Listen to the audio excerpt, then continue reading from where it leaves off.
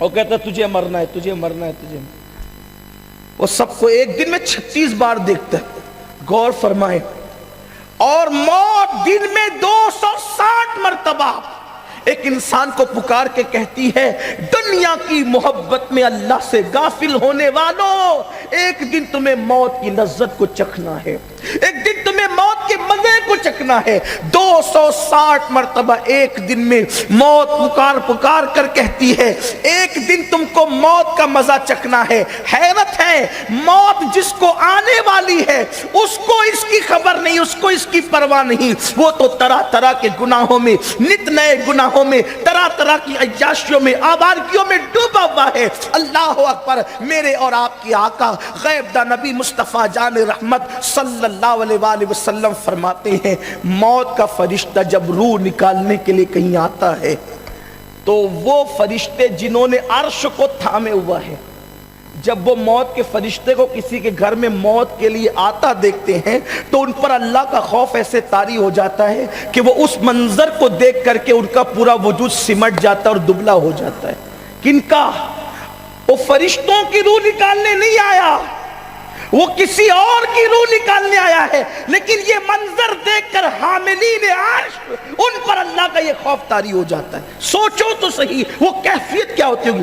فرشتے اس منظر کی تاب نہیں لا پاتے اور ان کا وجود سکڑ جاتا ہے، تو جس انسان پر موت طاری ہوتی ہوگی، جس کی روح نکلتی ہوگی، اس وقت اس کی کیفیت کا حال کیا ہوتا ہوگا، اس وقت اس کی پوزیشن کیا ہوتی ہوگی۔ اللہ اکبر۔ اور پھر اتنی پیاس مسلط کی جاتی ہے کہ ایسا لگتا ہے جیسے 7 سمندر بھی منہ میں انڈیل دیے جائیں تو پیاس نہیں بجھ سکتی، اور رشتہ دار ایک ایک قطرہ پلا رہے ہوتے ہیں، یعنی پیاس اور بڑھا رہے ہوتے ہیں، کیونکہ جب کسی کو پیاس شدت کی لگے گی اور تھوڑا سا پانی پلاؤ گے تو پیاس مٹے گی نہیں بلکہ بڑھ جائے گی۔ اللہ اکبر۔ اگر ساقی کوثر اس وقت کرم نہ فرمائے تو اس وقت دنیا کی کوئی طاقت پیاس نہیں بجھا سکتی۔ میرے آقا صلی اللہ علیہ وآلہ وسلم کے دیوانوں، میرے اور آپ کے آقا غیب دا نبی صلی اللہ علیہ وآلہ وسلم فرماتے ہیں ایک ایک بال سے، ایک ایک ہڈی سے، ایک ایک چمڑی کے حصے سے روح نکالی جاتی ہے، اور آقا فرماتے ہیں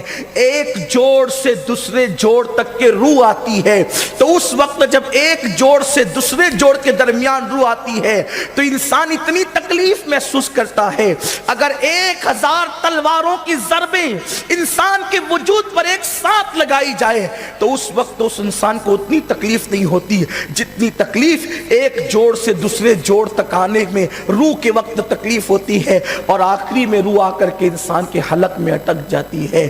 ہائے ہائے کتنا غافل ہے انسان، دنیا کی رنگ ریلیوں میں، دنیا کی مستیوں میں، رنگینیوں کے اندر مصروف انسان۔ سوچ تو صحیح، اگر تیرے حلق کے اندر لقمہ اٹک جائے، تیرا بنایا ہوا لقمہ اگر حلق میں اٹک جائے، اس وقت تیری کیفیت کیا ہوتی ہے؟ جس وقت روح حلق میں اٹکتی ہوگی اس وقت انسان کی کیفیت کیا ہوتی ہوگی۔ لیکن میرے آقا علیہ السلام کے پیارے دیوانوں، اس وقت کا منظر یہ ہے، اس وقت کی کیفیت یہ ہے کہ ابھی یہ موت کی تکلیف ہے، یہ موت کی شدت ہے، یہ موت کا حال ہے، اور وہاں پر شیطان آ کر کے کہتا ہے کہ میں مرا تھا، یعنی کبھی اگر باپ مرا ہوتا ہے تو باپ کی شکل میں، بھائی مرا ہوتا ہے تو بھائی کی شکل میں، ماں مرا ہوتا ہے تو ماں کی شکل میں، شیطان آ کر کے کہتا ہے کہ میں مرا تھا تو مجھے جو ہے وہ آرام مل گیا، اس لیے کہ عیسائی مذہب حق ہے، بول عیسائیت حق ہے، بول یہودیت حق ہے، بول مجوسیت حق ہے، یہ بول۔ ادھر شیطان ورگلا رہا ہوتا ہے، اتنی تکلیف ہوتی ہے اور شیطان ادھر ورگلا رہا ہوتا ہے۔ اللہ اکبر۔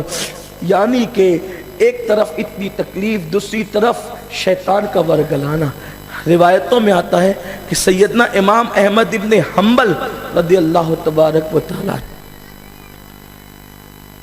موت کے وقت اپنے جب ان کا بیٹا ان کا منہ ان کے جبڑے باندھنے کے لیے رومال نکالتے ہیں کہ میرے والد کے وصال کا وقت قریب ہے تو میں ذرا ان کا منہ باندھ دوں تاکہ منہ بند ہو جائے، تو ابھی ان کی تھوڑی سی زندگی باقی تھی، وہ ہاتھ سے اشارہ کہتے تھے ابھی نہیں، ابھی نہیں، ابھی نہیں، ابھی نہیں، ابھی نہیں۔ بیٹے نے کہا ابا یہ آپ ہاتھ کے اشارے سے کہتے ہیں ابھی نہیں، ابھی نہیں، ابھی نہیں، یہ کیا کہہ رہے ہیں آپ؟ احمد ابن حنبل کہتے ہیں تو بھی موت کے وقت مجھ سے سوال کر رہا ہے، اب میں جانے والا ہوں دنیا سے، اس وقت وہ کوئی سوال کرنے کا ٹائم ہے؟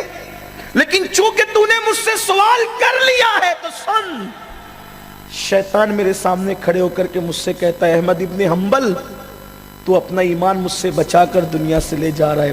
تو میں کہہ رہا ہوں ابھی نہیں، ابھی نہیں، ابھی تو چند لمحات اور باقی ہیں. جب تک روح نہ نکل جائے اس وقت تک میرے ایمان پہ خاتمے کی گارنٹی نہیں. یہ کن لوگوں کی بات ہو رہی ہے؟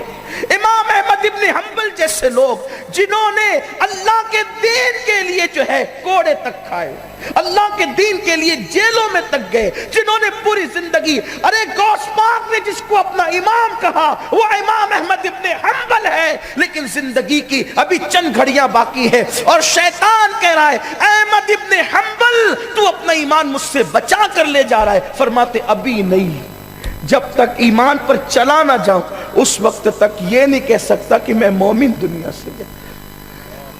یہ کیفیت ہے اللہ والوں کی، یہ صورتحال ہے. آپ مجھے بتائیں نہ زندگی میں ہمارا عمل صحیح ہے، نہ ہمارے پاس تقوی ہے، نہ پرہیزگاری ہے، نہ نیکیاں ہیں، گناہ ہی گناہ ہے. اور اس پر طرفہ یہ کہ اب ہم کافر اور مشرکوں کے راستے پر چل پڑے. اور یہ موت کے وقت یہ بڑی دردناک چیز ہے. کسی کو موت کے وقت جتنی تکلیف ہو جائے کوئی پرابلم کی بات نہیں، اگر اس کا ایمان پر خاتمہ ہو جائے تو پھر اس کے لیے راحت ہی راحت ہے. لیکن اللہ اکبر، اللہ اکبر، جو ایمان پر دنیا سے گئے وہ کامیاب ہو گئے. جو ایمان پہ، کیونکہ مومن کو موت کے وقت تکلیف ہونا اس کے گناہوں کا کفارہ بن جاتا ہے، اس کی مغفرت کا ذریعہ بن جاتا ہے. لیکن سنو سنو، اس موت کی تکلیف کے وقت ایمان سلامت رکھ رہے، ایمان بچا رہے، ایمان محفوظ رہے، یہ سب کے بس کی بات نہیں ہے. اگر قدرت کا کرم نہ ہو تو پھر ایمان سلامت رہے اس کی کوئی گارنٹی نہیں. قدرت کا کرم ہے تو ایمان سلامت ہے، اور قدرت کا کرم شامل حال نہیں ہے تو اللہ اکبر. جانتے ہیں اللہ، امام غزالی رحمت اللہ علیہ نے لکھا ہے کہ ایک ایسے محدث جنہوں نے کم و بیش اپنی زندگی کے 50 سال حدیث کا درس دیتے ہوئے گزارا، جب موت آئی تو مرتے وقت ان کا ایمان چھین لیا گیا. سوچئے ذرا، ایک بہت بڑے محدث تھے، وہ بھی مرا تو اس کا ایمان بھی چھین لیا گیا، بلکہ وہ تو عیسائی ہو کر کے مرا. اس نے آخری وقت اعلان کر دیا کہ عیسائیت حق ہے. لوگوں نے اس کی بیوی سے پوچھا کہ یہ تو بڑا متقی تھا، پرہیزگار تھا، نیک تھا، لیکن اس کے کفر پر ہم گواہ ہو گئے کہ اس نے عیسائیت کو حق کہا، وجہ کیا ہے؟ تو کہنے لگی ہاں نیک تھے، متقی تھے، پرہیزگار تھے، لیکن جب بھی ان پر غسل جنابت فرض ہوتا، جب بھی ان پر غسل جنابت فرض ہوتا تو یہ کہتے تھے کہ یار اسلام میں سب اچھا ہے لیکن عیسائیت میں ایک چیز اور اچھی ہے، وہ یہ ہے کہ ان کے یہاں غسل جنابت فرض نہیں ہے اور اسلام میں غسل جنابت فرض ہے. تو ٹھنڈی میں غسل کرنا بڑی جان پہ آتا ہے، بڑی تکلیف ہوتی ہے، تو عیسائیوں کے یہاں غسل جنابت نہیں، اس لیے ان کو آرام راحت ہے. تو وہ عورت کہتی تھی جس نے عیسائیوں کے ایک قانون کی گویا کے تعریف کی تھی اور اسلام پر اس کو پسند کیا تھا، یہ ایک گندگی کی وجہ سے جب یہ مرا تو کافر ہو کر کے مرا.